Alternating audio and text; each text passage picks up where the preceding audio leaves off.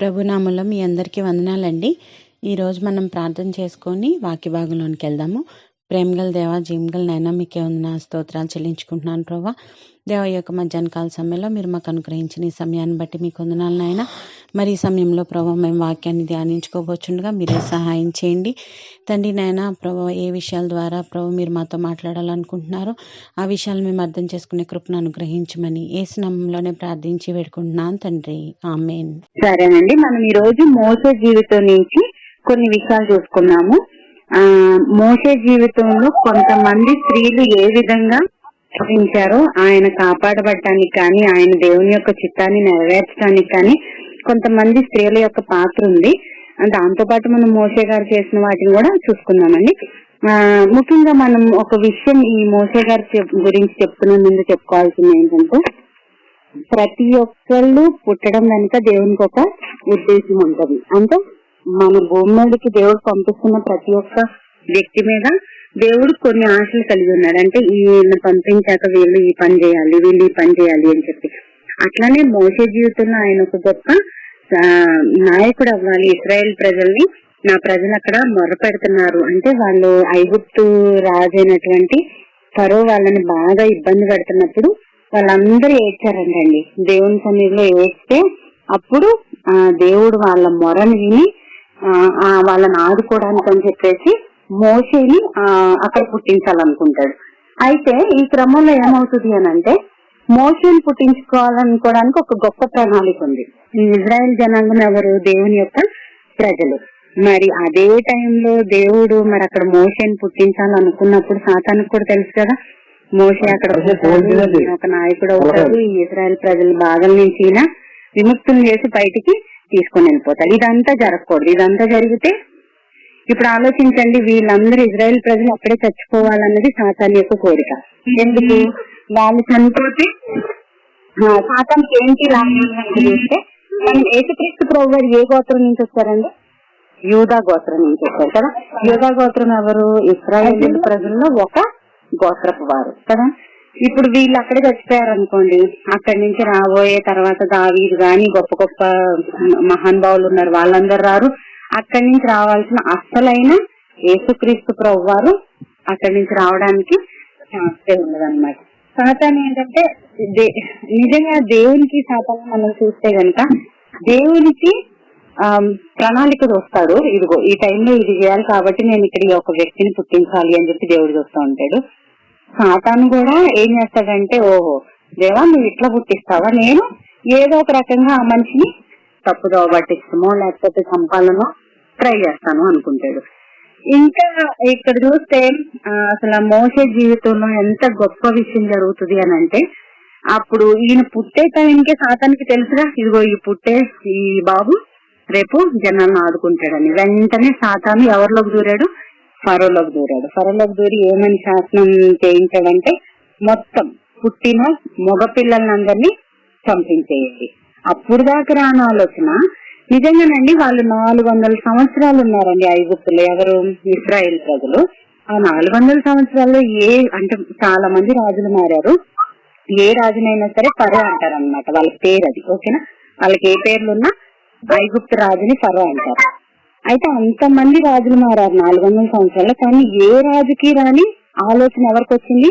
ఈ మోసే పుట్టేటప్పుడు ఉన్న ఫరోకి ఆలోచన వచ్చింది అనమాట. ఎందుకు అని అంటే, వాళ్ళు ఏమని ఆలోచిస్తారు, ఈ ఇశ్రాయేల్ ప్రజల్లో బాగా అంటే బలం ఎక్కువైపోతుంది, రేపు వీళ్ళు మనల్ని వేరే దేశం శత్రు దేశాలతో వీళ్ళు కలిసి మనల్ని చంపే అవకాశాలు ఉంటాయి కాబట్టి అసలు వీళ్ళ దాంట్లో ముందు మగపిల్లల్ని చంపేస్తే వీళ్ళ సంతానం నెక్స్ట్ జనరేషన్ ఫామ్ అవ్వదు కదా, అంటే నెక్స్ట్ సంతతి వాళ్ళు రారు కదా అనుకుని ప్లాన్ వేస్తారు.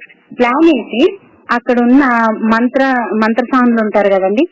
మంత్రసానులు అంటే తెలుసు కదండి, అంటే పిల్లలు పుట్టేటప్పుడు వాళ్ళకి, అంటే ఈ రోజుల్లో అంటే డాక్టర్లు ఉన్నారు కానీ ఆ రోజుల్లో మంత్రసానులే తీసేవాళ్ళు కదా, అట్లా చేసేవాళ్ళు అనమాట. వాళ్ళు ఉన్నారు.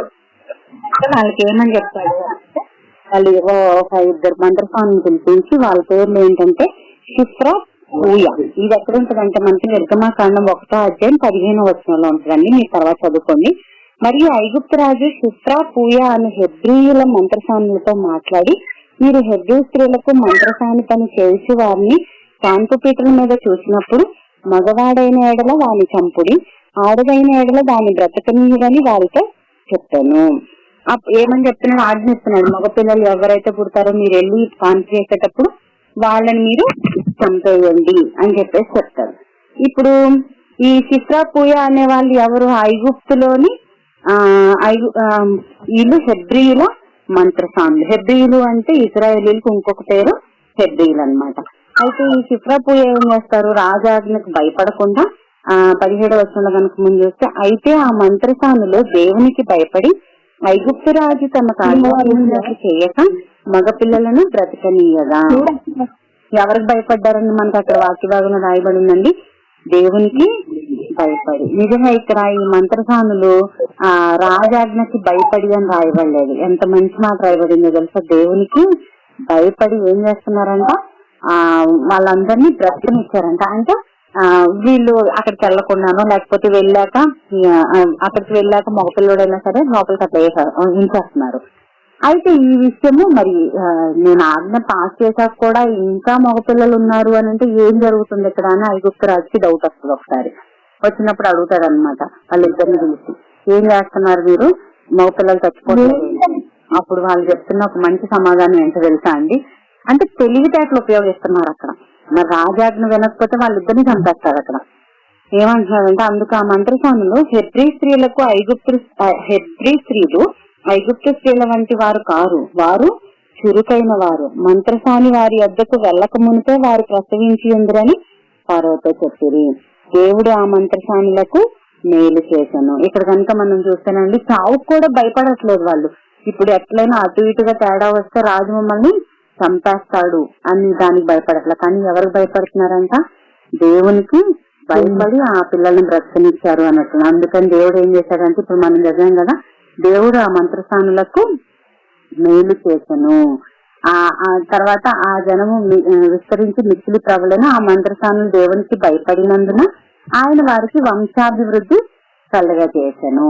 ఇక్కడ కనుక మనం అసలు నిజంగా మోసే పుట్టుకలో ఫస్ట్ ఎవరి ప్రమేయం ఉందండి? ఈ మంత్రసానులు ఇద్దరు. మనం చదివాం కదా, ఎవరు? షిప్రా, పూయ. వీళ్ళిద్దరు స్త్రీల యొక్క ప్రభావం ఆయన జీవితంలో. ఎందుకంటే నిజంగా వాళ్ళు కనుక రాజాజ్ఞ విని పిల్లలందరినీ చంపేసి ఉంటే వాళ్ళలో మోసే కూడా చచ్చేవాడు. కానీ దేవుని ఆత్మ ఎవరిలో పనిచేసింది? ఈ షిప్రా, పూయ అనే వాళ్ళలో మంత్రస్థానంలో పనిచేసి ఏమని ఆ మోసేతో పాటు చాలా మంది బిడ్డల్ని కాపాడేటట్లు చేసింది అనమాట. ఇక్కడ చూడండి, సాతాను ఒక ప్లాన్ వేశాడు. ఫరోలోకి దూరి విషయాన్ని ఏంటి? చంపేయాలని చెప్పాడు. కానీ దేవుని యొక్క ప్రణాళిక చూడండి, వెంటనే ఎవరిలోకి దేవుడు ఆత్మ పనిచేసింది? ఎవరిలో? ఈ మంత్రస్థానంలో పనిచేసి ఏమని ఆ రాజు పెట్టిన ఆజ్ఞని మరలా తిప్పి కొట్టింది. అంటే సాతాను కూడా చాలా సార్లు ప్లాన్లు వేస్తా ఉంటాడు, కానీ దేవుని యొక్క ప్లాన్ల ముందు సాతాను ఏమాత్రం పనిచేయదు. అలా అని మనం కూడా దేవునికి సహకరించే వాళ్ళుగా ఉండాలి. ఒకవేళ ఇక్కడ ఈ ఇద్దరు స్త్రీలు కనుక సహకరించి ఉండుంటే సరే, దేవునాత్మ పనిచేస్తుంది కరెక్ట్, కానీ అమ్మో వద్దు, రాజాజ్ఞకి లోబడకపోతే మమ్మల్ని చంపేస్తాడు, ఇదంతా ఎందుకు అని అనుకుని ఉంటే. కాబట్టి మన ప్రమేయం కూడా దేవుని యొక్క చిత్తం నెరవేరాలి అంటే మనం చేసే పనులు మనం చేయాలి, దేవుడు చేసే పనులు దేవుడు చేస్తాడు. మనం ఏం చేయకుండా ఖాళీగా కూర్చొని ప్రభువా రక్షించు, ప్రభువా రక్షించు, మనం వాక్యం చెప్పట్లేదు. ఇంకొకరికి ఫర్ ఎగ్జాంపుల్ చూడండి, ఎవరైనా రక్షణ పొందాలి, నేను వాక్యం చెప్పట్లేదు, ప్రభువా రక్షించు, ప్రభువా రక్షించు అంటే నీ పక్కనేమో వాళ్ళని పెట్టాడు, నువ్వు వాక్యం చెప్పకుండా ప్రభువా రక్షించు అంటే అది వ్యర్థమే కదా. మనం వాక్యం చెప్పి వాళ్ళకి దేవుని స్వార్థ చెప్పాలి, మన నడవడి ద్వారా వాళ్ళకి చూపించాలి, అప్పుడు మనం ప్రార్థన చేయాలి, ప్రభువా వారిని రక్షించండి అని. అప్పుడు ఏంటంటే మన పని మనం చేశాక దేవుని పని దేవుడు చేసుకుంటాడు. ఓకేనా? ఇక్కడ మనం మోసే జీవితంలో ఫస్ట్ ఇద్దరు స్త్రీలు ఎవరని, మొత్తం ఆరుగురు స్త్రీలు కనిపిస్తారు మోసే యొక్క జీవితంలో. వాళ్ళలో ఇద్దరు స్త్రీలు ఎవరు? ఈ షిప్రా, పూయ అనే మంత్రసానులు అన్నమాట. ఓకేనండి? అయితే వీళ్ళ జీవితంలో చూస్తే మనం వీళ్ళ నుంచి నేర్చుకోవాల్సింది ఏంటంటే, ఎటువంటి పరిస్థితి అయినప్పటికీ ఒకవేళ అన్యాయం జరుగుతుంది అనుకోండి, అది ఎంత పెద్దోళ్ళైనా లేకపోతే అది అధికారులు అవ్వనివ్వండి, ఎవరైనా అవ్వండి, ఒకవేళ అన్యాయంగా మాట్లాడినప్పుడు ఇట్లా చెయ్యండి అని అన్నప్పుడు మనం ఎవరికి భయపడాలి? దేవునికి భయపడే వాళ్ళంగా ఉండాలి. అంతేగాని వాళ్ళు ఏదో చేసేస్తారని వాళ్ళకి భయపడే వాళ్ళంగా ఉండకూడదు. నిజంగా మనం చూస్తే ఎస్తేర్ విషయంలో, దానియేలు విషయంలో అదే జరుగుతుంది. వాళ్ళు రాజాజ్ఞకు భయపడలేదండి. ఎందుకు? వాళ్ళు కావాలని దేవుని యొక్క ప్రణాళికను చెడగొట్టాలని అనుకున్నారు కాబట్టి అట్లా భయపడలేదు, కానీ ధైర్యంగా నిలబడ్డారు కాబట్టి వారు గొప్పవారయ్యారు కదా. అట్లానే ఈ మంత్రసానులు కూడా దేవునికి భయపడి చేసినందుకు దేవుడు వాళ్ళకి మేలు చేసి వాళ్ళ సంతానాన్ని ఆశీర్వదించినట్లు మనం చూస్తున్నాం. ఓకే అండి, మరి నెక్స్ట్ ఇద్దరు అయిపోయారు, మొత్తం 6 స్త్రీలు అని చెప్పాను కదా. ఇంకా మరి సాతాను ప్రణాళిక ఇక్కడ కూడా దెబ్బ కొట్టింది. ఎట్లా? వీళ్ళలో దేవునాత్మ పనిచేసి ఇట్లా చేశారు. మరి ఇంకా నెక్స్ట్ మళ్ళీ ఆలోచిస్తున్నాడు ఏం చేయాలి అని చెప్పేసి. అయితే ఇక్కడ ఒక విషయం కనుక మనం ఆలోచిస్తేనండి, వాళ్ళ తల్లి యొక్క ప్రమేయం అంటుందో చూద్దాం. ఈమె 3వ స్త్రీ, అంటే ఫస్ట్ ఆమె, కాకపోతే అసలు ఈమె రాకముందే, అంటే కనక ముందే ఈ మంత్రసానుల పని జరిగింది కాబట్టి నేను ఫస్ట్ మంత్రసానుల గురించి చెప్తానమ్మా. అయితే ఈ తల్లి ఎక్కువ బేతు ఆమె లేవి వంశస్థురాలు అనమాట. లేవి వంశస్థురాలైతే ఆమె అప్పుడు గర్భంతో ఉంటది. మరి పిల్లల్ని పుట్టినప్పుడు వెంటనే ఏం చేయమంటారు? చంపేయమంటారు. కానీ ఆమె ఎంత జాగ్రత్తగా 3 నెలలు దాచిపెడుతుంది. సరే, మంత్రసానులు చేసి వెళ్ళిపోయారు. ఏమని? కాన్పు చేసేసి చెప్పకుండా వీళ్ళ అబ్బాయి అని వదిలేసి వెళ్ళిపోయారు. మరి నెక్స్ట్ బాధ్యత ఎవరిది? తల్లి. చాలా మంది తల్లులు మరి ఏం చేస్తారు? రాజాజ్ఞకు భయపడి చాలా మంది పోగొట్టుకున్నారు వాళ్ళ పిల్లల్ని. కానీ మరి ఈ తల్లి ఎంత జ్ఞానంగా ప్రవర్తించింది అని అంటే, నిజంగా అక్కడ మనం చూస్తే 2వ అధ్యాయం, నిర్గమకాండం 2వ అధ్యాయంలో ఆ స్త్రీ గర్భవతి అయి కుమారుని కని వాడు సుందరుడై ఉండట చూసి 3 నెలలు వాణిని దాచెను. ఇక్కడ మనకు తెలుగులో సుందరుడై ఉండట చూసి అని ఉంది, కానీ ఇంగ్లీష్ బైబిల్లో కనుక మనం చూస్తేనండి ఒక ప్రత్యేకత అనేది ఆ అబ్బాయిలో కనిపించింది వాళ్ళ తల్లికి అని మనం చూస్తాం. దాంట్లో అంటే ఏదో చేయబోతాడు ఈ అబ్బాయి పట్ల, ఏదో దేవుని యొక్క ప్రణాళిక ఉందని ఆమె గమనించిందంట ఆ పిల్లోడిని చూసినప్పుడు. అందుకని ఏం చేసింది? 3 నెలలు ఆ బిడ్డని దాచిపెట్టాక ఇంకా 3 నెలల తర్వాత ఆలోచించండి, పిల్లల్ని దాచిపెట్టడం ఎంత కష్టమో. ఎందుకంటే వాళ్ళు ఏడుస్తా ఉంటారు. పెద్దగా ఏడ్చినప్పుడైనా పక్కన వాళ్ళైనా చెప్తారు ఏమని, వాళ్ళ ఇంట్లో అబ్బాయి ఉన్నాడు అని. సో ఇంకా దాచిపెట్టడం కష్టం అనుకోని పాపం ఇంకా ఏడుస్తూ ఏం చేయాలో అర్థం కాక ఒక జమ్ము పెట్టి తీసుకొని దానికి జిగటమన్ను కీలును పూసి అందులో ఆ పిల్లవాడిని పెట్టి ఏటి ఒడ్డున జమ్ములో దాన్ని ఉంచగా, అప్పుడు ఏం చేసింది? ఒక బుట్టలా తయారు చేసింది, దాంట్లో బాబుని పెట్టి అక్కడ పక్కనున్న నైల్ నదిలో వదిలేసింది. వదిలేసేటప్పుడు ఒక్కసారి ఆలోచించండి, ఆ లోపల ఎంత గుండె ఎంత చక్కగా కొట్టుకొని ఉంటది. సంతోషంగా వదిలేసింది ఉంటదా? సరే, ఇక్కడ ఎట్లయినా కాపాడుకుంది, కానీ ఇప్పుడు నేను నీళ్ళల్లో వదులుతున్నా, అక్కడ ఏమన్నా అంటే ముసళ్ళు గాని ఏదన్నా వచ్చి నా పిల్లల్ని చంపేస్తాయా, లేకపోతే ఏమన్నా అంటే ఒకవేళ అది పక్కకి ఇట్లా తొలగి పిల్లోడు లోపలికి పడిపోతాయి, ఎన్ని ఆలోచనలు ఉంటాయి చెప్పండి ఆ టైంలో. ఏదో వదిలేసాము మనం చెప్పుకున్నంత ఈజీగా బైబిల్లో ఉండదండి నిజంగా. అంటే ఆయన వాళ్ళ యొక్క ఫీలింగ్స్ ని, లేకపోతే వాళ్ళ యొక్క లోపల వాళ్ళు ఎలా ఆలోచిస్తున్నారు ఏంటని ఆలోచిస్తేనే మనకు బాగా అర్థమవుతుంది బైబిల్. అవి ఆలోచించి మనం చదవగలగాలి ఎప్పుడైనా సరే. నిజంగా మనం ఏమని చదువుకుంటాం అంటే గంపెట్లో చేసింది, దాంట్లో వదిలేసింది, ఈ లోపు సరో కుమార్తె కనిపించాడు అని చదివి వెళ్ళిపోతా ఉంటాము. కానీ ఒక్కసారి ఆలోచించండి, ఆ తల్లి ఆ పిల్లోడు చిన్న పిల్లోడు ఏదన్నా చిన్న దెబ్బ తగిలితేనే ఎంత గిలగిలా కొట్టుకుంటుంది మన ప్రాణం చిన్న పిల్లోడికి. అవునా? ఒక 3 నెలల బాబుని జమ్ము పెట్టిలో పెట్టి ఆమె నైల్ నదిలో వదులుతుందంటే ఎన్ని లోపల తిరుగుతున్నాయంటారు ఆ మైండ్ లో. అయినా గాని అవన్నీ అవన్నీ భయం వేస్తుంది ఒక పక్కన, కానీ లేదు నేను ఏదో ఒక రకంగా దేవుని చేతిలో పెట్టేస్తాను అని ఆమె ప్రార్థన చేసిన ఉండొచ్చండి ఆ టైంలో. సో ఇదిగో నా పని నేను చేశాను, ఇంకెంతకంటే నేను కాపాడలేకపోతున్నాను, ఆమెను పెడుతున్నా, ఆ అబ్బాయిని పెడుతున్నాను, ఇంకా నువ్వే చూసుకో అని దేవునికి అప్పచెప్పేసి ఉంటుంది కదా. అప్పచెప్పేసి నిజంగా వదిలేశాక అక్కడ మిరియాము, ఆమె కూడా పెద్ద ఏజ్ ఉన్న ఆమె కదా, ఆమె ఒక 5 సంవత్సరాలు ఉన్న అమ్మాయి, అంటే మోసే కంటే పెద్దది మిరియాము, 5 సంవత్సరాల అమ్మాయి, మరో 5 సంవత్సరాల దాకా ఉంటాయని మనకి చరిత్ర చెప్తుంది. కాబట్టి ఒక 5 సంవత్సరాల అమ్మాయిని అక్కడ పెట్టి పెద్ద ఆమె ఏదో అంటే ధైర్యవంతురాలు, ఒక 5 సంవత్సరాలు అంటే ఆమె చిన్నపిల్లే కదా, కానీ ఎంత ధైర్యంగా ఆమెను వదిలేసి అక్కడ చూస్తా ఉండమంటది. అమ్మాయి ఏం జరుగుతుందో చూస్తా ఉండి ఏదన్నా జరిగినప్పుడు నాకు చెప్పు అన్నట్లు చెప్పున్నది. ఇంకా ఈ లోపు ఏంటంటే అక్కడికి ఫరో కుమార్తె స్నానం చేయడానికి వచ్చిందండి. నిజంగా దేవుని ప్రణాళిక ఆలోచించండి. ఒకదాని తర్వాత ఒకటి మనం చాలా సార్లు అనుకుంటాము ఇది దేవుని చిత్తంలో లేదేమో మన జీవితంలో జరిగింది. కానీ ఎప్పుడైనా సరే మంచివి దేవుని చిత్తంలో ఉన్నవే, కొన్నిసార్లు చెడు కూడా జరుగుతుంది. ఎందుకని? ఆ చెడు జరిగినప్పుడే మనం కొన్ని నేర్చుకుంటాము. కాబట్టి మన జీవితంలో ప్రతిదీ కూడా ఆయన మనకి ఏదో పాఠం నేర్పించాలంట.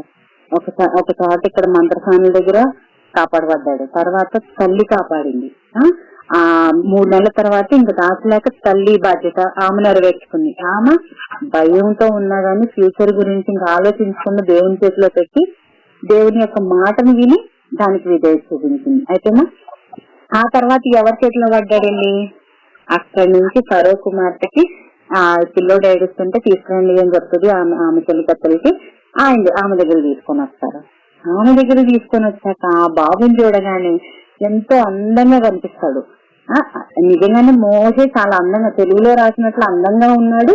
ఇంగ్లీష్ లో ఏమని ఉంటదంటే ఆయనకు ఒక ప్రత్యేకత కనిపించింది అన్నట్లు మనం చూస్తాము. అయితే ఈమె కూడా ఫరో కుమార్తె చూసాక కూడా చాలా అందంగా కనిపిస్తాడు ఆ బిడ్డ. కానీ ఆమెకు తెలుసు, ఏమని తెలుసా, ఈయనెవరు, ఇది ఐగుప్తు పిల్లోడైతే కాదు, ఖచ్చితంగా ఈయనెవరు, ఇశ్రాయేలీల పిల్లోడు అని. ఆ కుమార్తెకేమో ఎవరు కనిపించారు? ఎవరినైతే చంపేయమన్నాడో అదే కుమారుడు ఎవరికి కనిపించాడు? ఆ ఫరో కుమార్తె కనిపించాడు. నిజంగా ఆమె అది చూడంగానే సరే అందంగా ఉన్నాడు, బాగున్నాడు అనిపించింది. కానీ ఒక్కసారి ఆలోచించుంటే ఏమని, అమ్మో మా నాన్నకు తెలిస్తే ఈవెన్ ఆమెను చంపడానికైనా రాజాజ్ఞ ఎట్లా ఉంటది అంటేనండి, రాజాజ్ఞ వాళ్ళ కుటుంబస్తులకైనా సరే ఒకటే. ఇప్పుడు రాణి ఏదన్నా మాట లేదనుకోండి, రాణి గారు ఆమెనైనా ఈమెను చంపేయండి అంటే, అందుకే మనకి ఎస్తేర్ విషయంలో చూస్తే రాజాజ్ఞ లేకుండా నేను ఆయన దగ్గరికి వెళ్తే అయితే ఎస్తేర్ విషయంలో మనం కనుక చూస్తే ఏమనుంది, రాజదండం కనుక చూపించకపోతే అప్పుడు నన్ను ఏం చేస్తాడు, చంపేస్తాడు రాజు, అంతే కదా. అంటే రాజాజ్ఞ లేకుండా అది ఇంట్లో వాళ్ళైనా సొంత రాణి అయినా సరే రాజాజ్ఞని మీరడానికి వీలు లేదనమాట. అలాంటప్పుడు ఫరో కుమార్తె ఎంత ధైర్యం చేసిందో చూడండి, ఒకసారి ఆలోచించండి. ఇక్కడ ఆమె ఇవన్నీ ఆలోచించుకొని అమ్మో నాకెందుకులే, ఈ అబ్బాయిని తీసుకొని వెళ్ళి ఇప్పుడు నేను మా నాన్న ఒకవేళ నాకు మరణదండని విధిస్తే అది భరించాల్సి వస్తుంది. అయినా అసలు నేను ఒక ఐగుప్తీయురాల్ని, ఆయనేమో చూస్తే హెబ్రీయుడు, నేను ఎట్లా మా నాన్నకి ఎట్లా వ్యతిరేకంగా నడవాలని అని ఆలోచించలేదండి. ఒకవేళ అట్లా ఆలోచించుంటే గనక ఆ ప్రణాళికలో ఆమె భాగస్థురాలు అయ్యేది కాదు. కానీ నిజంగా అక్కడ ఫరో కుమార్తెను కూడా దేవుడు వాడుకున్నాడు. నిజంగా ఆమెకి ఎంత జాలి కలిగిన మనసు అంటే, నా తెగ కాదు అంటే ఐగుప్తీయుడు కాకపోయినా కానీ ఆమె ఆ పిల్లోడేలా జాలి చూపించింది. ఇంకోటి చూస్తే ఆమె చాలా ధైర్యవంతురాల్లాగా మనకు కనిపిస్తుంది. ఇక్కడ నా తండ్రి నన్ను చంపినా సరే పర్లేదు కానీ నేను మాత్రం ఈ అబ్బాయిని పెంచుకుంటాను అనుకొని తీసుకొని వెళ్ళి, అంటే 1 రోజు 2 రోజులు కాదండి, మొత్తం ఆ పిల్లోడు బ్రతికినాలని ఆయన పెంచుకోవడానికి ఆమె నిర్ణయం తీసుకుంటది. అందుకే ఆయనకి ఆ మోసేకి మంచిగా కావాల్సిన తిండి, బట్టలు, మంచిగా చదువు, అంటే ఆ రోజుల్లో చదువులు అంటే మామూలుగా యుద్ధాలు అవి ఇవి అన్ని నేర్పించేవాళ్ళు, పాండిత్యం ఇవన్నీ నేర్పించేవాళ్ళు. అవన్నీ నేర్పిస్తుంది. ఎంతో ఇంత నిజంగా తీసుకెళ్ళాక ఎంతమంది ఎన్నెన్ను ఉంటారు కదా. ఫరో అంటే అరుసులు ఉంటాడు కదా, నువ్వేంటి నేను ఇట్లా చేస్తుంటే నువ్వు ఇట్లా చేస్తున్నావు అని చెప్పేసి.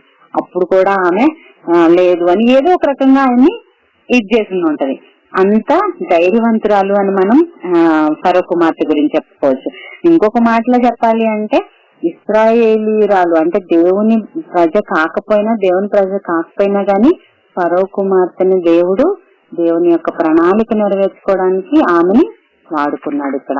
అంటే మనం దీన్ని బట్టి ఒక విషయం అర్థం చేసుకోవచ్చు. చాలా సార్లు మనం అనుకుంటాం దేవుని బిడ్డలనే దేవుడు వాడుకుంటాడు అని అనుకుంటాం, కానీ చాలా సార్లు మనం బైబిల్లో చూస్తే కనుకండి చాలా సార్లు అన్నిల్ని వాడుకున్నట్లు మనం చూస్తాము. దేవుని యొక్క ప్రణాళిక నెరవేరాలంటే దేవుని బిడ్డలు ఉన్నట్లేదు అనుకోండి, లేకపోతే వాళ్ళ చేతిలో ఆ పని ఉందనుకోండి, అన్నిలైనా సరే దేవుడు వాడుకుంటాడు అనమాట.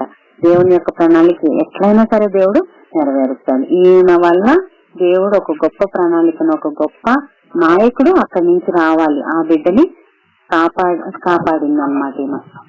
కాబట్టి ఇంకా ఇక్కడ ఫరో కుమార్తె చూసినప్పుడు తీసుకున్నాక వెంటనే మిరియాం వస్తుంది అక్కడికి వచ్చి. నిజంగా 5 సంవత్సరాల అమ్మాయికి, అంటే ఇప్పుడు నేను మిరియాం గురించి చెప్తున్నానండి, కొత్త వారి టైంలో వాళ్ళు బాధ్యతలు స్వీకరిస్తున్నారు.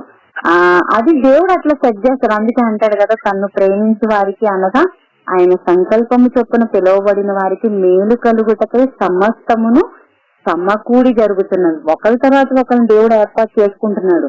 వదిలేదండి, దేవుని చిత్తంలో మనం ఉంటే ఎట్టి పరిస్థితులు, ఎట్లాంటి పరిస్థితులు మనకు వచ్చినా దేవుడు మనల్ని వదిలిపెట్టాడు. ఎవరో ఒకరిని వాడుకుంటాడు మన జీవితంలో. అట్లా ఇక్కడ ఫరో కుమార్తెను వాడుకున్నాడు. ఆమె వేరే తగైనప్పటికీ ధైర్యం చేసింది, జాలి చూపించింది పిల్లోడి మీద. తర్వాత అన్ని అసలు నిజంగా ఆలోచించండి, హెబ్రీల్లోనే ఉండొద్దంటే దేవుడు ఎంత గొప్ప కార్యాలు చేస్తాడో అనడానికి మనకి ఇది ఒక రుజువు అండి. ఏంటంటే అక్కడ పెరగనివ్వద్దు అని రాజు ఆజ్ఞిస్తే, సరే అక్కడ పెంచును, నీ దగ్గరికే తీసుకొని వచ్చి నీ ఇంట్లోనే పెంచుతానని ఎక్కడ పెంచాడు దేవుడు? ఫరో ఇంట్లోనే. ఎవరైతే చంపేయమన్నారో వాళ్ళ ఇంట్లోనే పెంచినట్లు మనం చూస్తున్నామండి. నిజంగా దేవుడు చేసే పనులు ఒక్కొక్కసారి ఆశ్చర్యంగా అనిపిస్తే, ఒక్కసారి మన జీవితాల్లో కూడా ఎన్నో కార్యాలు చేసి ఉంటాడు దేవుడు. కాకపోతే కొన్నిసార్లు మనం ఏం చేస్తామంటే మర్చిపోతా ఉంటాం దేవుడు చేసిన పనులు. కాబట్టి మనం ఒక్కసారి గుర్తు చేసుకుంటాం. ఎప్పుడైనా మనం ఒక్కళ్ళ మీద కూర్చొని ఉన్నప్పుడు అండి ఒక్కసారి ఆలోచించుకుంటా ఉండండి. ఏమనంటే, ఇదిగో నేను ఇక్కడి నుంచి ఇట్లా వెళ్ళాను, ఇదంతా చేస్తున్నాను, నా జీవితంలో దేవుని యొక్క ప్రణాళిక ఉంది కాబట్టే ఈ రోజు నేను ఇక్కడ ఉండి వాక్యాన్ని వినగలుగుతున్నాను, లేకపోతే వాటిని అది నేనైతే నేను చెప్పగలుగుతున్నాను. నేను ఇట్లా ఇక్కడ ఉన్నాను, ఈ స్థితిలో ఉన్నాను అంటే, ఇప్పుడు ఫోన్ కాల్స్ లో మీతో మాట్లాడుతున్నాను అంటే వెనకాల నా జీవితంలో నేను పుట్టినప్పటి దగ్గర నుంచి ఎన్ని విషయాలు జరుగుతుంటాయి ఆలోచించండి. నేను ఒక్కొక్కసారి కూర్చొని ఆలోచిస్తా ఉంటా. మేము సేవ చేయాలి అని అనుకునే వాళ్ళము. మేము గుజరాత్ పెళ్ళైన కొత్తలో మేము గుజరాత్ వెళ్ళిపోయామండి. అక్కడ 1 సంవత్సరంన్నర ఉన్నాం మేము. అయితే మా మ్యారేజ్ అవగానే వెళ్ళాము. అంతా కొత్తగా ఉంది. సరే అక్కడ మేము కొంచెం అలవాటు పడేదాకా మాకు టైం పట్టింది.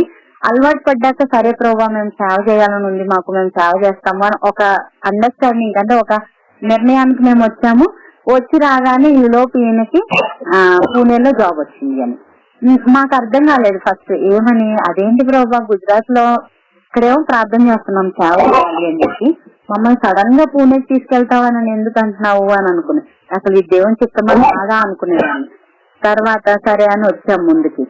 వచ్చినప్పుడు నేను ఒకసారి వాక్యం చదువుకుంటున్నప్పుడు కూడా ఈ పట్టణంలో నాకు బహుజనం ఉన్నది అని దేవుడు వాక్యం ద్వారా నాతో మాట్లాడాడు. ఓకే, అట్లా వచ్చిన దగ్గర నుంచి ఒక్కొక్కటి ఇప్పుడు ఆలోచించుకుంటే నాకు ఫస్ట్ రావడం, మేము ఒక చర్చికి వెళ్ళడము, అక్కడ బలారాధన అది లేకపోవడము, ఇంకా మేము ఇంట్లో కూర్చొని సరే ఇంట్లోనే చేసుకుందాం అనుకోవడం, ఈ లోపు డాడీ వాళ్ళు రావడం, ఇంట్లో ఆరాధన స్టార్ట్ చేసుకోవడం, తర్వాత మీటింగ్స్ జరగడం, లూకా అన్నోళ్ళవి, ప్రసాద్ అన్నోళ్ళు మాకు కలవడము. ఒక 2 వారాలు మా ఇంట్లో, మేము వేరే ఇంట్లో ఉండేవాళ్ళం అప్పుడు, అక్కడ జరగడం, ప్రార్థన ఆరాధన జరిగిందండి. 1 వారమే జరిగింది కరెక్ట్ గా అందరితో కలిసి. అంతకుముందు మేము చేసుకునే వాళ్ళం.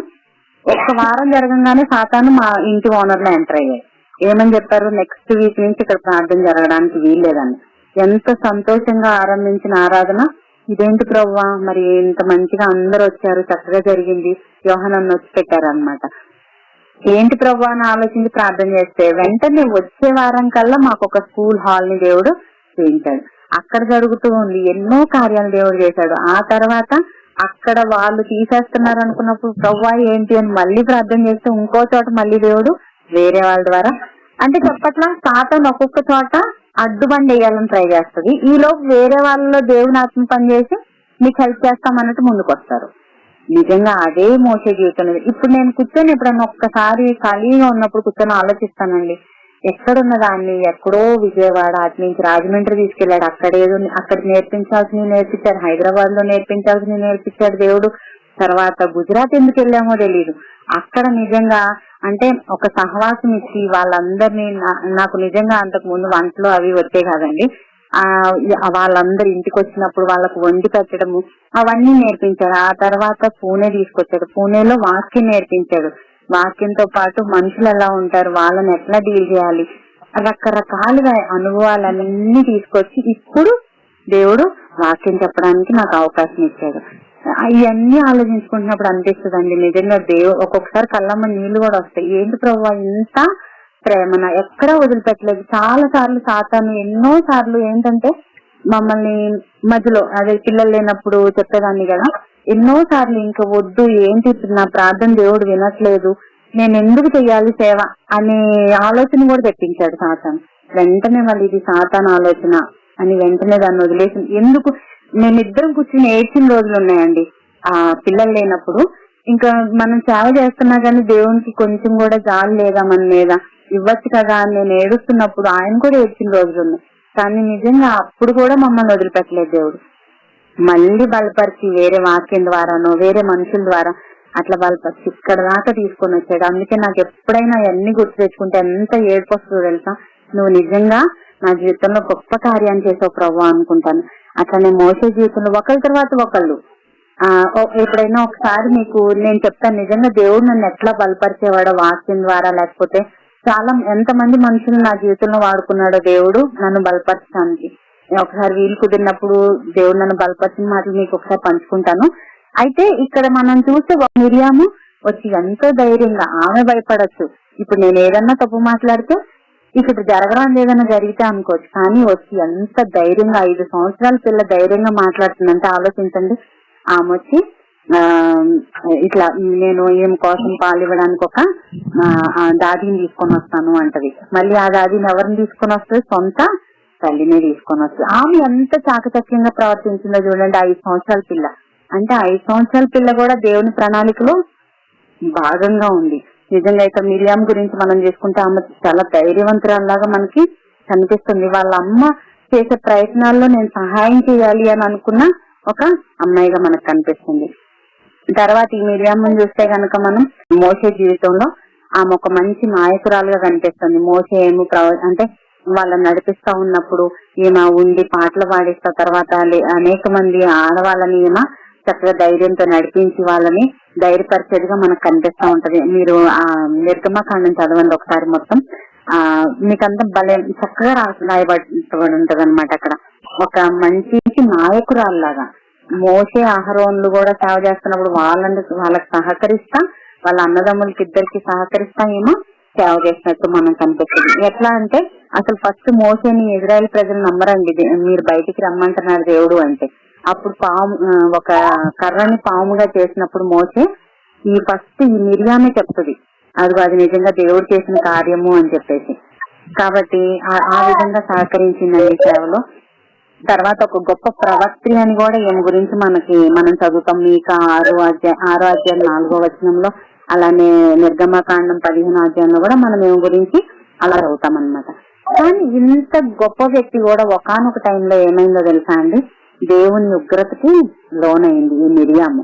ఎందుకు అని అంటే చూస్తుంది ఈమె అన్ని విధాలుగా చక్కగా మంచి నాయకురాల్లా పనిచేస్తుంది, ప్రవక్తగా అనేక మంది ఆడవాళ్ళని నడిపిస్తుంది, ఒక మంచి నాయకురాల్లా ఉంది. సడన్ గా ఈమెలో సాతాను దూరి ఏమని ఆలోచన పెట్టాడంటే, ఇంతకంటే గొప్పదాని అవ్వాలి నువ్వు, ఇంతకంటే అంటే ఇప్పుడు మోసేకి మంచి పేరు వస్తుంది, మోసే కంటే కూడా ఏమనైనా హెచ్చించుకోవాలనుకుంది. అందుకే ఒక చోట ఏమని అంటదంటే, ఏంటి నీతోటే మాట్లాడా దేవుడు? అప్పుడు దాకా మంచిగా సహకరించిన మిరియాము ఒక అక్క ఏమంటది, నీతోటే మాట్లాడా దేవుడు, మాతో మాట్లాడలేదా ఏంటి? నువ్వు ఒక కూషి దేశస్తురాలను అంటే కూషీరాలను నువ్వు చేసుకున్నావు అంటే, ఇప్పుడు ముందు కిందకి వెళ్ళినప్పుడు నేను చెప్తా ఆ కూషీరాలు ఎవరో, మోసే వాళ్ళ భార్య గురించి మాట్లాడుతుంది అనమాట. ఇట్లా చేసుకున్నావు. ఆమె ఎందుకు అట్లా మాట్లాడుతున్నా అంటే ఆమెకి ఇష్టము లేకను, ఎందుకంటే వీళ్ళు ఇజ్రాయేలీలు కదండి, వాళ్ళ భార్య ఏమో మోసే యొక్క భార్య ఏమో వేరే అన్య దేశస్తురాలు అనమాట. అన్య దేశస్తురాలు అంటే దూరం వాళ్ళు, వీళ్ళకి మిద్యానీయులు వాళ్ళు. అయితే వాళ్ళని చేసుకున్నందుకు అట్లా మాట్లాడిందో మరి ఆమె లోపల ఏమేమి జరుగుతున్నాయో తెలియదు, కానీ ఆడబొడుచు పోరు అనేది ఆమె చూపించడం మొదలు పెట్టింది. ఏమని, నువ్వు ఒక కూషీరాలను చేసుకున్నావు, నీతో అంటే నువ్వు చేసుకున్నావు, నీతోటే మాట్లాడగలేంది, మాతో దేవుడు మాట్లాడడా అన్నట్లు కొనవడం మొదలు పెట్టింది. అప్పుడు నిజంగా దేవుడికి ఎంతో కోపం వచ్చింది. ఎందుకంటే మోసేని నిజంగా నేను మాట్లాడలేను అన్నప్పుడు వాడుకుంది ఎవరండి? దేవుడు కదా. దేవుడు వెళ్ళమంటేనేగా మోసే వచ్చాడు, లేకపోతే నిజంగా అంత ధైర్యం ఉందా మోసేకి?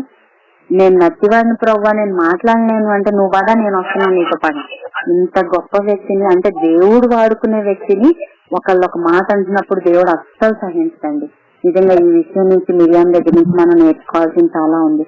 చాలాసార్లు మనం ఏమనుకుంటామో తెలుసా, ఒక్కొక్కసారి అంటే కొన్ని కొన్ని సందర్భాల్లో మన ఇంట్లో వాళ్ళే సేవకులు పాస్టర్లు అయ్యి ఉన్నారు అనుకోండి. మన ఇంట్లో వాళ్ళే అంటే అది ఇంట్లో అంటే మావయ్యలు బాబాయ్లు లేకపోతే మన సొంత ఇంట్లో మన నాన్న అయ్యున్నారు అనుకోండి. చాలా సార్లు మనం లెక్క చెయ్యము. ఎట్లా మాట్లాడతామంటే అబ్బా ఈయనతో మాట్లాడాడు దేవుడు, ఈయనతో మాట్లాడాడు అంటే అట్లా కాదు, వాళ్ళు ఏదన్నా నిర్ణయం చేస్తున్నప్పుడు కానీ లేకపోతే ఏదన్నా అంటున్నప్పుడు కానీ ఈయన చెప్పాడులే వాక్యం చెప్పేటప్పుడు కూడా చాలా చులకనగా చూస్తారు. అంటే బంధువుల్లో ఎవరన్నా ఉంటే ఈయన ఏంటి నిన్నటి దాకా మాతోనే ఉన్నాడు కదా, ఈయన చెప్పేది ఏంటి అన్నది. నిజంగా ఇక్కడ మిరియాం జీవితంలో చూస్తే అది చాలా ఒక ఏమంటారంటే కళ్ళు తెరిపించే విధంగా ఈ మాట ఉంటదండి. ఏంటంటే ఆమె అనుకుంది మా తమ్ముడే కదా, నేను కాపాడిన నా తమ్ముడే, నేను ఆయనతో పాటు కలిసి చేశాను అని అనుకుంది. కానీ ఇక్కడ దేవుడికి కోపం వచ్చిందండి. ఎప్పుడైతే ఆమె అన్నది అది ఒక్క మాటేనండి, నీతోటే మాట్లాడా దేవుడు, మాతో మాట్లాడ్డా అని చెప్పి ఆ మాటకి దేవుడికి కోపం వచ్చి వెంటనే ముగ్గురిని రమ్మంటాడు. అంటే బయటికి రండి, గుడారం దగ్గరికి రండి అని చెప్తాడు. వాళ్ళు ముగ్గురు వెళ్ళినప్పుడు అసలు ఈయన ఎన్నుకున్నది ఎవరు, నేను ఫస్ట్ నుంచి నేను తీసుకొచ్చింది మోసేని నేను అని చెప్పేసి చాలా సీరియస్ అవుతాడు అన్నమాట దేవుడు. అయి ఏమని చెప్తాడు అని అంటే ఇతడు నా ఇల్లంతటిలో నమ్మకమైన వాడు. అప్పుడే చెప్తాడు, ఆ సాక్ష్యం అప్పుడే ఇస్తాడు దేవుడు మోసే గురించి. ఇతడు నా ఇల్లంతటిలో నమ్మకమైన వాడు, ఇతనికి విరోధంగా మీరు ఏదన్నా మాట్లాడితే మర్యాదగా ఉండదు అని చెప్పేసి అన్నట్లు చెప్తాడు. అక్కడ చెప్పిన వెంటనే అక్కడ దేవుని యొక్క ఉగ్రత కనిపిస్తుంది. అంటే దేవుని యొక్క ఉగ్రత ఆమె మీదకి వచ్చినప్పుడు ఏమవుద్ది అని అంటే తెల్ల కుస్తు ఆమెకి వచ్చి వెంటనే బాడీ అంతా మొత్తం ఒకేసారి శరీరం అంతా మారడం మొదలు పెడుతుంది కుష్టి రోగంతో. అది చూసిన అహరోనుకి వెంటనే భయం వేసి ప్రవ్వా, ఆయన కూడా అన్నాడు అహరోను కూడా, కాకపోతే అది చూడగానే అహరోను ప్రవ్వా నన్ను క్షమించు, నేను తప్పు మాట్లాడతా అన్నప్పుడు అందుకని అహరోనికి అది రాకుండా ఆగింది. వెంటనే మళ్ళీ మోసేకెళ్ళి అయ్యా నువ్వు చెప్పు, ప్రార్థన చెయ్యి ఆమె తరపున దేవుణ్ణి వేడుకో అన్నప్పుడు ఆయన ప్రార్థన చేస్తాడు. ఈ లోపు ఏంటంటే వారం రోజులు ఆమె పాలెం బయట, అంటే బయట కుష్ఠరోగులు లేకపోతే ఏదన్నా అట్లా అపవిత్రపరచబడిన వాళ్ళు ఉంటారు చూడండి, అట్లా బయట పెట్టబడుతుంది. నిజంగా ఆలోచించండి, ఈమెకున్న ఘనత ఎంత గొప్పది. ఒక నాయకురాలు ఎంత మంచిగా ఆడవాళ్ళందరినీ నడిపిస్తుంది, అలానే ఒక మంచి ప్రవక్తగా పనిచేస్తుంది, అంటే చక్కగా వాక్యం చెప్పి పాటలు పాడుతుంది. ఇంత మంచిగా దేవుడు ఇస్తే లేని దాన్ని కోరుకుంది. అవునా, ఏంటి నీకంటే నేను ఎక్కువగా ఉండాలి అని కోరుకుంది. ఎప్పుడైనా ఎవరి స్థానం వాళ్ళకే ఉంటదండి. దేవుడు ఎవరికి ఇవ్వాల్సిన స్థానాన్ని వాళ్ళకే ఇస్తాడు.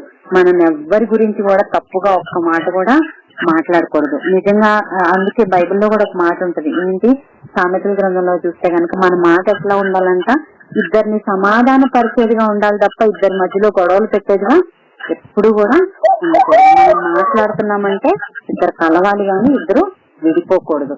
అట్లాంటప్పుడు కంప్లైంట్ అంటే వాళ్ళ మీద ఏదో ఒకటి వీళ్ళు ఇట్లా అని చెప్పుకునేటట్టు మనం ఎప్పుడు కూడా ఉండకూడదు. వాళ్ళ గురించి తప్పుగా మనం మాట్లాడకూడదు. ఇంకొక విషయం మనం ఏం చూస్తున్నాం, అది ఇంటి వారైనా సరే మనం సేవకులకి ఇవ్వాల్సిన గౌరవాన్ని ఎప్పుడైనా సరే సేవకులకి ఇవ్వాలి. ఎందుకంటే వాళ్ళు దేవుని చేత వాడబడుతున్నారు. నిన్న ప్రసాద్ పాస్టర్ గారు కూడా చెప్పేటప్పుడు అదే అన్నారు కదా, ఏమని ఇంట్లో వాళ్ళైనా బయట వాళ్ళ బయట వాళ్ళ అనేది చూడకూడదు. ఎప్పుడైనా సేవకుల్ని వాళ్ళు ఏ విషయం అయితే చెప్తున్నారో అది ఎవరి దగ్గర నుంచి వస్తుంది, దేవుని దగ్గర నుంచి వస్తున్న మాట అనేది మనం గుర్తించి భయపడాలండి వాళ్ళకి.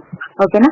సో ఇంకా అక్కడ కుష్ఠరోగం వచ్చిందండి. ఆ తర్వాత నుంచి ఇంకొక 30 సంవత్సరాలు బ్రతికినట్టు మనకు కనిపిస్తుంది. ఎవరు, మిరియాము. ఆమె నుంచి మనం నేర్చుకున్న ఏంటి, ఒక ధైర్యవంతురాలు మంచి నాయకురాలు లాగా ఉండాలి. మనం అనేక మందిని మనం ముందుకు నడిపించాలి.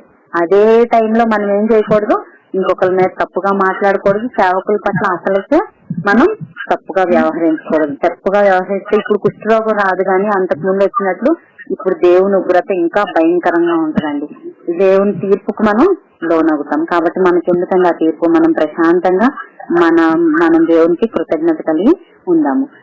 ఆఖరిగా వాళ్ళ యొక్క భార్య గురించి మనం చెప్పుకొని ముగించుకున్నామండి. నిజంగా ఈమె గురించి మనకు పెద్ద ఎక్కువ ఉండదు, ఒకే ఒక మాట ఉంటది, అంటే ఒకే ఒక సందర్భం మనకు కనిపిస్తుంది. కానీ అది ఎంత బలవంతమైన సందర్భం అంటే నిజంగా మనందరం అలా ఉండాలి అని నేను అంతకుముందు అనుకునేదాన్ని. సిక్కోరా గురించి ఏముందిలే చదవడానికి అనుకునేదాన్ని, కానీ నిన్న నేను చదువుతున్నప్పుడు ఆ సిక్కోరా గురించి ఆ తర్వాత నేను ఒకసారి విన్నాను కూడా. అవి చూసినప్పుడు నాకు అనిపించింది, అమ్మో ఈమె జీవితంలో చిన్న సందర్భమైనా మనం నేర్చుకోవాల్సింది చాలా ఉంది అని. అయితే ఎప్పుడైతే ఈ మోసే పారిపోతాడో ఐగుప్తు నుంచి, ఆ టైంలో మిద్యాను అనే ఒక అరణ్యానికి వెళ్తాడండి. అక్కడికి వెళ్ళినప్పుడు ఆయన ఒక బావి దగ్గర అక్కడ కూర్చొని ఉంటాడు. బావి దగ్గర కూర్చొని ఉన్నప్పుడు అక్కడ ఆ మిద్యాను ప్రాంతంలో ఒక యాజకుడు ఉన్నాడు. యాజకుడు అంటే దేవుని సేవించే యాజకుడు కాదు, అక్కడ ఉన్న వాళ్ళ దేవతలను సేవించి, అంటే పూజారి అంటారు చూడండి, ఇప్పుడు మన భాషలో అయితే పూజారి అన్నమాట. ఆ పూజారి యొక్క కుమార్తె ఎవరు? సిప్పోరా. ఓకేనా. ఆ పూజారికి మొత్తం 7 కూతుర్లు ఉన్నారండి. ఆయన పేరు ఏంటంటే ఇత్రో. ఆయన ఎవరు? యాజకుడు, మిద్యాను యాజకుడు, అంటే పూజారి అని లెక్క. వాళ్ళ దేవతలకి ఆయన ఒక మంచి పూజారి. అయితే ఆయనకి ఎంతమంది? 7 కుమార్తెలు ఉంటే వాళ్ళల్లో ఒక ఆమె సిప్పోరా. అయితే ఒకరోజు ఈయన మిద్యాన్ని పారిపోయి వచ్చినప్పుడు అక్కడ బావి దగ్గర కూర్చొని ఉంటాడు. అప్పుడు వీళ్ళ కుమార్తెలు 7 కూడా ఆయన గొర్రెలకి నీళ్లు పట్టడానికని ఆ బావి దగ్గరకు వస్తారండి. అప్పుడు వేరే గొర్రెల కాపర్లు వీళ్ళని అంటే గడిపించి నేను నీళ్లు పట్టుకోవాలని దౌర్జన్యం చేస్తున్నప్పుడు వాళ్ళని కొట్టి అదంతా రాయబడి ఉంది మనకి బైబిల్లో, మీరు చదువుకోండి. అయితే కొట్టి వీళ్ళకి నీళ్లు పట్టుకోవడానికి ఛాన్స్ ఇస్తాడు గొర్రెలకి.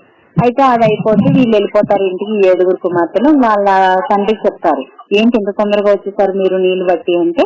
అప్పుడు ఈ విషయం చెప్తారు, ఒక అతను వచ్చాడు, ఐగుప్తు నుంచి వచ్చాడంట, ఆయన ఇట్లా వాళ్ళని కొట్టి మాకు నీళ్ళు ఇచ్చాడు, నీళ్లు తొందరగా ఇచ్చేటట్టు చేశాడు, అది ఇది అని మొత్తం చెప్తారు. అప్పుడు ఆయన అంటాడు, మరి ఎందుకు అట్లా వదిలేశారు, మన ఇంటికి తీసుకురాకపోయారా అని అడుగుతారు. అప్పుడు వాళ్ళు రాత్రి భోజనానికి ఆయన ఆహ్వానించినప్పుడు వాళ్ళతో పాటు ఉంటాడు, తింటాడు.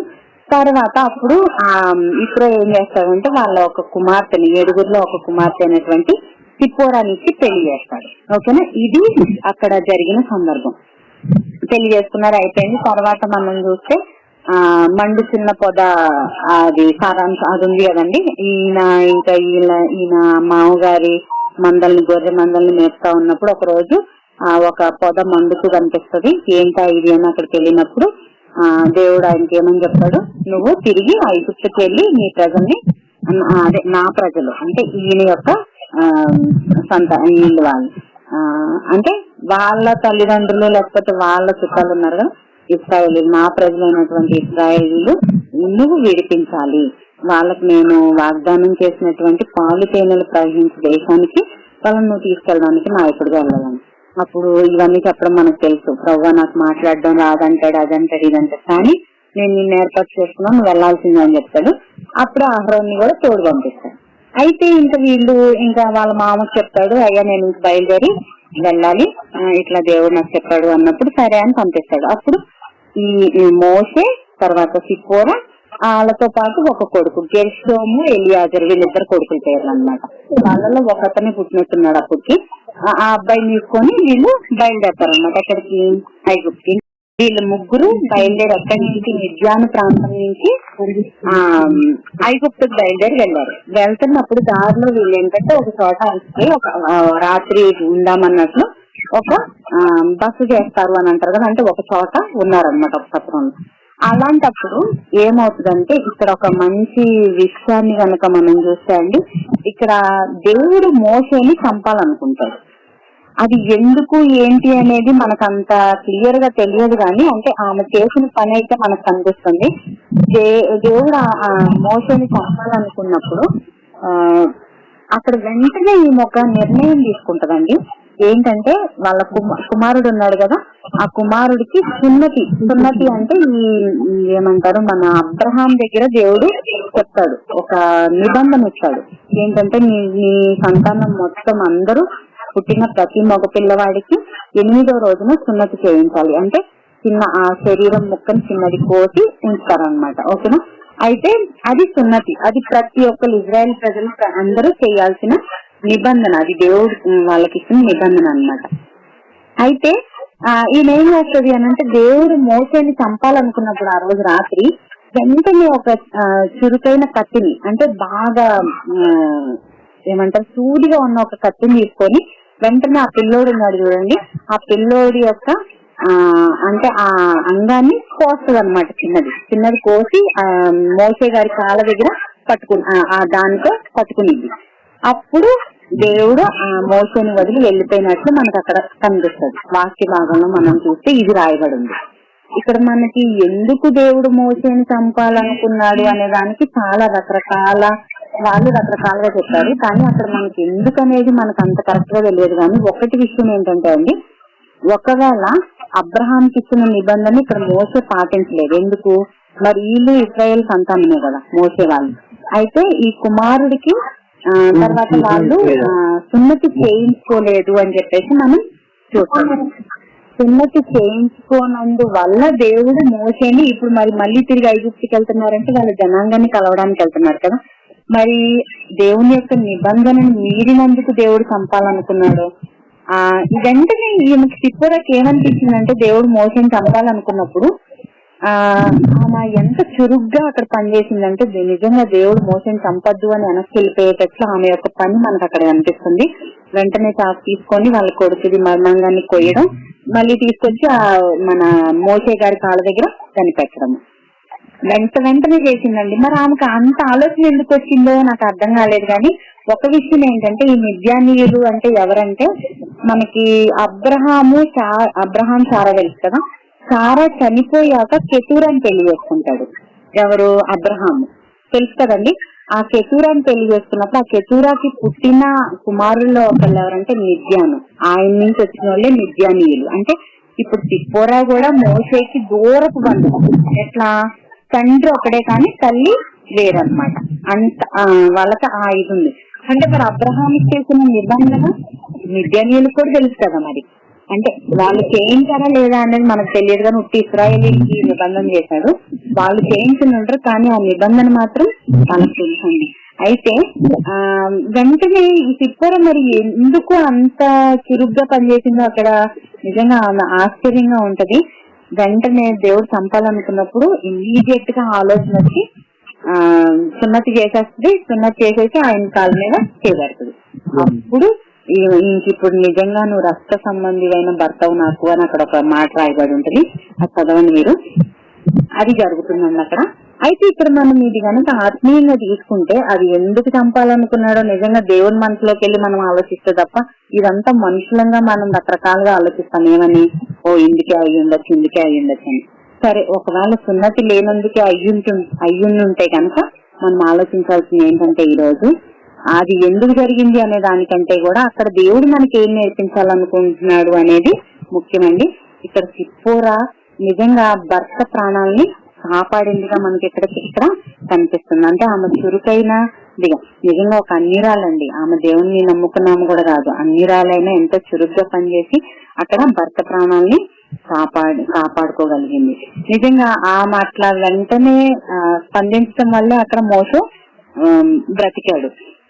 అయితే ఇక్కడ మనం ఒక విషయం ఆలోచిస్తే చాలా సార్లు అండి మనం కూడా మన భర్త పిల్లలు ఉన్నారు కదా, వాళ్ళని ఏం చేస్తామని అంటే ఎంతసేపటికి వాళ్ళు తిన్నారా ఉన్నారా పొద్దున్నుంచి వంటలన్నీ చేసి పెడతాం.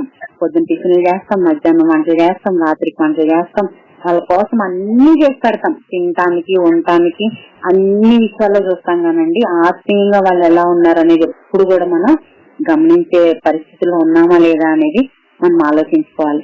నిజంగా ఇక్కడ సిప్పోరా ఎప్పుడు నాకు తెలిసి ఆయన గురించి చూస్తుందేమో. ఏంటి ఆమె అనుకోని ఉంటది, ఈ సున్నతి గురించి తెలుసు కదా, ఇదేంటి మోషే సున్నతి చేయించలేదు పిల్లోడికి, ఏమవుతుంది మరి నెక్స్ట్ ఏదన్నా దీనికి ఏమన్నా మూల్యం చెల్లించాల్సి వస్తుందో దేవుని దగ్గర అని ఆమె దేవునికి భయపడిందిగా మనకు కనిపిస్తుంది.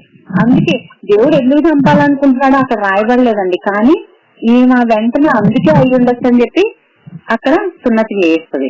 నిజంగా మనం కూడానండి ఈ తిండి లేకపోతే వాళ్ళకి చూసుకోవాల్సిన అన్ని ఇంకొక చూస్తే కనుక డబ్బుల విషయాల్లో అడుగుతా ఉంటాం. ఇదెందుకు ఖర్చు పెట్టావు, అది ఎందుకు చేసావు, భర్తని ఏంటి ఇట్లా ఎందుకు చేసావు, వాళ్ళకెందుకు, ఇవన్నీ మాట్లాడిన మనము మన భర్తను ఎప్పుడైనా వాళ్ళ ఆత్మీయంగా ఎలా ఉన్నారు, దేవునికి దగ్గరగా ఉన్నారా, లేకపోతే అసలు ప్రార్థన చేసుకుంటున్నారా, వాక్యం చదువుకుంటున్నారా, ఇవి ఎప్పుడైనా ఆలోచించామండి మనం? ఒక్కసారి నిజంగా సిప్పోరా జీవితం నుంచి మనం నేర్చుకోవాల్సింది ఏంటో తెలుసా? తన భర్త చనిపోకుండా కాపాడిన ఒక గొప్ప స్త్రీ అన్నమాట ఈమె. ఆమె గురించి ఇంకెక్కడా ఎక్కువ లేదు, ఒక అన్యురాలు కూడా. కానీ మరి మనం దేవుని నమ్ముకొని దేవునిలో రోజు మనం చక్కగా వాక్యం వింటున్నాం, ప్రార్థన చేసుకుంటున్నాం. మరి ఎంతవరకు మన కుటుంబస్తులను మనం కాపాడుకోగలుగుతున్నాం? ఆమె అక్కడ కుమారుడిని రక్షించుకుంది, భర్తను రక్షించుకుంది కదా, సున్నతి చేసి. ఆ రోజుల్లో సున్నతి అంటే రక్షించబడ్డాం, అంటే దేవుని ప్రజలు అని అనడానికి. ఈ రోజుల్లో సున్నతి అక్కర్లేదండి. మనం దేవునికి దగ్గరగా జీవించాలి, బాప్తీసం రక్షణ పొందాలి, బాప్తీసం తీసుకోవాలి. అలానే దేవునికి రోజు రోజుకి అది చూడాల్సిన బాధ్యత అనేది ఒక స్త్రీగా దేవుడు మనకు అప్పచెప్పాడు. ఆ రోజు సిప్పోరా జీవితంలో నుంచి ఆమె భర్తకి ఏం జరుగుతుందో అనేది ఎప్పుడు కనిపెడుతున్నట్లు మనకు కనిపిస్తుంది ఆమె చురుగ్గా ప్రవర్తించే విధానం చూస్తే కదా. కాబట్టి మనం కూడా ఈ రోజు నుంచి మనం నిర్ణయం తీసుకున్నామండి. ఏమనంటే, నా భర్తకి, నా పిల్లలకి అన్ని విషయాల్లో నేను చేయగలుగుతున్నాను ప్రభావ, వాళ్ళకి ఏం లోటు లేకుండా. కానీ ఆత్మీయంగా వచ్చేసరికి నేను వాళ్ళని పట్టించుకోలేకపోతున్నాను. నేను కూర్చుంటే చాలు, నేను ప్రార్థన చేస్తే చాలు అనుకుంటున్నాను ప్రభావ. కాబట్టి నేను వాళ్ళని పట్టించుకోవడానికి రోజు వాళ్ళు ఎట్లా ఉన్నారు ఆత్మీయంగా అనేది చెక్ చేసుకుంటూ ఉండాలి. వాళ్ళకి వాక్యం చెప్పుకుంటూ వాళ్ళని కూర్చోబెట్టి. ఒక విషయం చెప్తున్నానండి, నిజంగా మనం చనిపోతే ఏంటంటే మనం చేసుకున్న దాన్ని బట్టే మన క్రియలే మనతో పాటు వస్తాయి. ఇప్పుడు భార్య దేవుని దగ్గర కూర్చొని వాక్యం విని ప్రార్థన చేసి అన్ని చేస్తున్నంత మాత్రాన భర్తని, పిల్లల్ని దేవుడు పరలోకాన్ని తీసుకోడు. ఎవరి ప్రార్థన వాళ్ళదే, ఎవరి యొక్క భక్తి జీవితం వాళ్ళదే. కాబట్టి ఇట్లా ఫ్యామిలీ అంటే 1+1 ఆఫర్ లాగా దేవుడు ఏం మనకి ఆఫర్లు ఇవ్వడండి. ఎవరి భక్తి వాళ్ళు కాపాడుకోవాలి. కాబట్టి మనం ఈ రోజు నుంచి స్త్రీలంగా మన పిల్లలు ఎలా ఉన్నారు దేవుని సన్నిధిలో, వాళ్ళు ఏదైనా అటు ఇటుగా ఉంటే మనం వాళ్ళని సరి చేసుకుని ప్రార్థనలో కూర్చోబెట్టుకోవాలి. రోజు కుటుంబ ప్రార్థన అనేది ఖచ్చితంగా చేసుకోవాలమ్మా. ఎందుకంటే కుటుంబ ప్రార్థన లేని జీవితాలు చూస్తే, కుటుంబాలు చూస్తే ఎంతో చల్లా చెదరైపోయినాయి. కుటుంబ ప్రార్థన ఎందుకు అవసరం అంటే, పిల్లల్ని కూర్చోబెట్టుకుని అమ్మా దేవుడికి చెప్తున్నాడు నువ్వు ఇది చెయ్యి, భర్తను కూర్చోబెట్టుకుని అయ్యా ఇదిగో ఇది చూడు, ఇట్లా ఉంది, మనం ఇట్లా నడుచుకోవాలి, మన ఇద్దరం ఇట్లా ఉంటే పిల్లలు చక్కగా ఉంటారు. ఒక రోజు మన ప్రేమలో తప్ప చెప్పారు, కుటుంబంలో అందరి పాత్రలు అందరూ చేయాలి. కాబట్టి కుటుంబ ప్రార్థనలో మనం ఏకీభవించాలి ప్రతి ఒక్కరు ఈ రోజు నుంచి. అంటే అది దేవుని ఆజ్ఞ అండి. మనందరం కుటుంబంగా అంటాడు కదా ద్వితీయోపదేశకాండంలో ఏంటి, నీ ఇంట కూర్చున్నప్పుడు, నుంచున్నప్పుడు, నడిచేటప్పుడు, తర్వాత నీ ద్వారబంధాలకి పిల్లలకి చెప్తానే ఉండాలి నువ్వు అని చెప్తాడు. అది మనం మరి ఎంతవరకు ఆజ్ఞను పాటిస్తున్నాము ఒక్కసారి ఆలోచించుకున్నాం. ఈ సిపోరాలాగా మనం కూడా మన పిల్లల్ని, మన భర్తని కాపాడుకున్నాము. ఈ రోజు కొంచెం పెద్ద మెసేజ్ అయింది, సారీ అండి. కాకపోతే విషయం మనకి ఈ మోసే జీవితంలో ఉన్న ఈ 6 స్త్రీల గురించి నేను చెప్పాలనుకున్నాను. వీళ్ళ నుంచి మనం నేర్చుకోవాల్సినవి చాలా ఉన్నాయి. ఒక్కసారి ముగించేస్తాను. ఆ మంత్రస్నానం దగ్గర నుంచి మనం దేవునికి భయపడాలని నేర్చుకున్నామండి. తర్వాత మోసే గారి తల్లి గారి నుంచి మనం ఏం నేర్చుకున్నాము, మనము భయపడకుండా దేవుని మీద మనం ఆధారపడాలి, ప్రతిదానికి దేవుని చిత్తాన్ని జరిగించాలి అన్నమాట. కుమార్తె నుంచి మనకి జాలి గల మనసు, లేకపోతే అంటే దేవుని యొక్క ప్రణాళికలో మనం ఎప్పుడు కూడా ఉండాలి అనేది, ఎటువంటి పరిస్థితులు ఉన్నప్పటికీ మనం దేవుని ఆజ్ఞకి లోబడాలి అని నేర్చుకున్నాం. మిరియామని చూస్తే మంచి నాయకురాలులాగా ప్రతి ఒక్కరమండి, అంటే నేను నాయకురాలు కాదు, మీరు వినేవాళ్ళు కాదు, ప్రతి ఒక్కరం కూడా మనం అనేక మందిని నడిపించేటట్లు ఉండాలి. నిజంగా నాకు ఇప్పుడు ఎంత సంతోషంగా ఉంటదంటే, నేను ఫస్ట్ స్టార్టింగ్ లో చంద్రక్క, రానక్క వీళ్ళ వరకు ఫోన్లు చేసేవాళ్ళం. తర్వాత వాళ్ళు ఒకళ్ళనొకళ్ళు వాళ్ళు చెప్పిన వాళ్ళు వాళ్ళ రిలేటివ్స్, అట్లా ఎంతో మంది చక్కగా, అది ఆడవాళ్ళకి బాగా సాధ్యం అండి. నేను చెప్తున్నాను కదా, అందుకే మనమే దేవుని పరిచర్య ఎక్కువ చేయగలమండి. మనం దాన్ని సరిగ్గా అర్థం చేసుకోక, మనం దాన్ని సరైన విధానంలో చేయలేకపోవడం వల్ల మనం అందరం ఫెయిల్ అవుతున్నాం. కానీ నిజంగా మనం చేయగలిగితే దేవుడు ఒక గొప్ప సైన్య సమూహం అంటున్నాడు ఆడవాళ్ళని, స్త్రీలని, తెలుసా. కాబట్టి మనందరము మిరియాం లాగా మనం అందరం నాయకురాల్లాగానే ఉండాలి, మంచిగా నడిపించాలి. మన పరిధిలో మనం అందరినీ చక్కగా నడిపించాలి, మన కుటుంబాన్ని కట్టుకోవాలి. అలానే ఇతరుల పట్ల తప్పుగా ఎప్పుడూ మాట్లాడకూడదని మనం మిరియాం నుంచి నేర్చుకున్నాము. ముఖ్యంగా నాయకులైన మన కుటుంబస్తులు, అంటే మన బంధువుల్లో గాని ఎవరైనా సరే పాస్టర్ గారు లేకపోతే సేవకులు ఉన్నారంటే వాళ్ళకి విరోధంగా మనం ఏమి తప్పుగా మాట్లాడకూడదు. సిపోరా నుంచి మనం నేర్చుకున్నది ఏంటండి, మనము మన పిల్లలు, మన భర్త ఆత్మీయంగా ఎలా ఉన్నారనేది ఎప్పటికప్పుడు మనం చెక్ చేసుకుంటా ఉండాలి. అది కూడా దేవుడు మన చేతిలో పెట్టాడు. కుటుంబంలో ఏమంటున్నాడు, మనం ఎవరిని గృహ పరిపాలన జరిగించే వాళ్ళం. గృహ పరిపాలన అంటే నువ్వు ఎట్లా, మరి ఇప్పుడు ప్రెసిడెంట్ గారు ఉన్నారనుకోండి, ప్రజలు ఎట్లా ఉన్నారో ఆయన చూసుకోవాల్సిన బాధ్యత ఆయనది కదా. మరి మనల్ని గృహ పరిపాలకులుగా దేవుడు పెట్టినప్పుడు మన పిల్లలు ఏ దారి తప్పుదారి ఏమన్నా పడుతున్నారా, మంచిగా ఆత్మీయంగా ఉన్నారా, నా భర్త కరెక్ట్ గా దేవునిలో ఉన్నాడా, ప్రార్థన చేసుకో, ఇదంతా బాధ్యత మనదే. కాబట్టి మనం సిపోరాలాగా చాలా తెలివైన నిర్ణయాలు తీసుకొని, ఇప్పుడు దేవుడు మనకి తెలియజెప్పాడు, ఇప్పుడు నుంచి ఈ క్షణం నుంచి మనం వాళ్ళ మీద ఒక కన్నేసి ఉంచాలి. అంటే కన్నేసి ఉంచడం అంటే నేను అనేది తప్పుగా కాదు, ఏంటంటే వాళ్ళు చక్కగా దేవుని లేదు, ఎప్పటికప్పుడు వాళ్ళని చూసుకుంటా ఉండాలి. అప్పుడు సిపోరాలాగా మనం కూడా తెలివైన తల్లులంగా, తెలివైన భార్యలంగా మనం అవుతాము. చిన్న ప్రార్థన చేసి నేను ముగిస్తానండి. ప్రేమగల దేవా, జీవగల నైనా మీకు ఏమన్నా స్తోత్రాలు చెల్లించుకుంటున్నాను ప్రభావ. దేవా, ఈ యొక్క మధ్యాహ్న కాల సమయంలో మీరు మాకు ఇచ్చిన ఈ యొక్క మంచి సమయాన్ని బట్టి మీకు వందనాలండి. మరి మోసే జీవితంలో తనని నైనా మరి రక్షించడానికి, మీ యొక్క గొప్ప ప్రణాళిక నెరవేర్చడానికి మీరు వాడుకున్న 6 స్త్రీల గురించి మేము ఈరోజు చూసుకున్నాం ప్రభా. వారి గురించి మేము ఏదైతే నేర్చుకున్నామో అది మా జీవితంలో మర్చిపోకుండా మా జీవితాల్లో వాటిని అన్వయించుకొని వాటి ప్రకారం మేము జీవించే కృపను అనుగ్రహించండి. మరి సిపోరా వల్లే తెలివైన స్త్రీలంగా మేము ఉండడానికి, మా భర్త పిల్లల యొక్క నడవడిని మేము సరిగ్గా చూస్తూ ప్రభావ వాళ్ళు మీలో ఎదిగేటట్లు ప్రభావ వారి గురించి ప్రార్థన చేస్తూ వారికి మీ గురించి చెప్పుకునే విధానంలో ప్రభావం మేము ఉండడానికి మీరు మాకు సహాయం చేయమని అడుగుతూ మమ్మల్ని అందరినీ మీ చేతుల్లో పెట్టుకుంటూ యేసు నామములోనే ప్రార్థించి వేడుకుంటున్నాం తండ్రి. ఆమేన్.